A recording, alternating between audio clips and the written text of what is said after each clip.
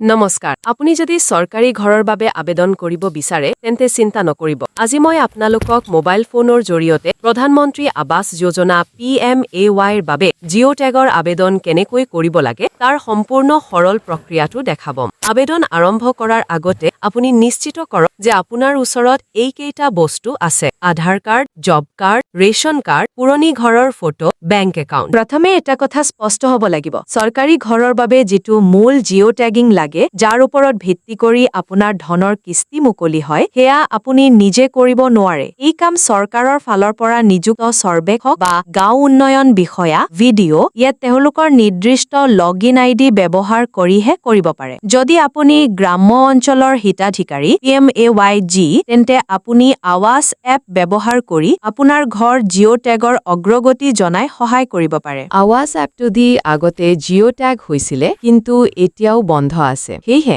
আপুনিও গাঁও পঞ্চায়তৰ বিষয়াৰ ওচৰত যাব লাগিব তেখেতৰ অফিচিয়েল আইডি লগইন কৰি জিঅ'টেগ কৰাৰ সুবিধা আছে গতিকে অতি শীঘ্ৰেই যোগাযোগ কৰক এয়াই আছিল মোবাইলৰ জৰিয়তে জিঅ'টেগ ঘৰৰ বাবে আবেদন কৰাৰ সহজ উপায় মনত ৰাখিব মই আপোনালোকক সদায় সঠিক তথ্য দিওঁ যাতে ভিডিঅ' চোৱাৰ পিছত আতংকিত নহয় ইউটিউবত বহুত জিঅ'টেগৰ ভিডিঅ' পাব য'ত সঠিক তথ্য নাপায় যদি ভিডিঅ'টো উপকাৰী হ'ল এটা লাইক কৰক আৰু এনেকুৱা আৰু চৰকাৰী আঁচনিৰ তথ্য জানিবলৈ চেনেলটো সাবস্ক্ৰাইব কৰিবলৈ নাপাহৰিব ধন্যবাদ